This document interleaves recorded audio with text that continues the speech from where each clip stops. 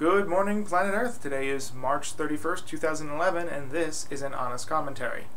Yesterday on the Honest News, we opened up with a story about the White House considering whether to arm Libyan rebels.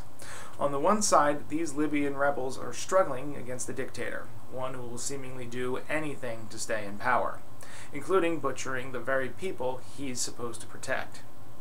The world does want him gone, and while the rebels may have heart, we don't know for certain if it will be enough. They aren't quite as organized as they could be.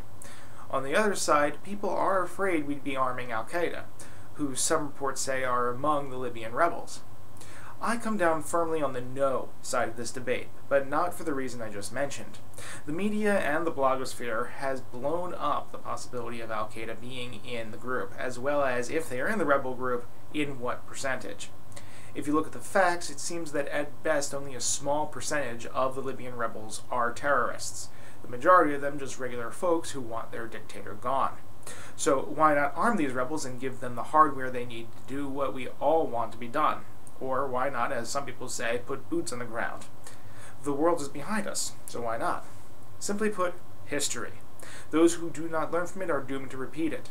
In the United States, in fact, the West, and also in the East with Russia, and possibly China, they are largely responsible for fueling wars in and around that region by supplying groups with weapons, and also selling people like Gaddafi and Mubarak with military hardware.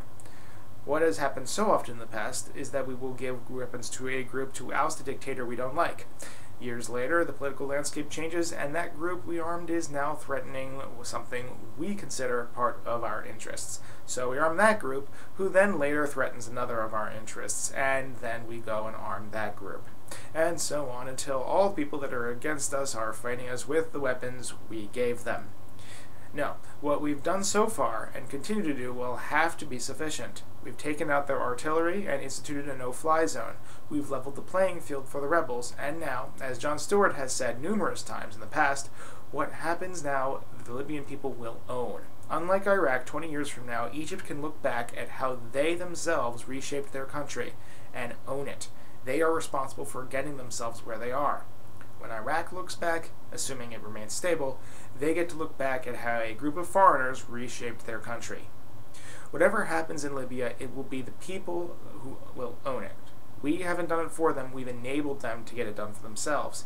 And if in 10 years Libyans align themselves against us, they won't be using the weapons we gave them to free themselves. We can show them the door, but they will have to walk through it. This is not the quick and easy path, but in the long run I believe it to be the safer and more meaningful path.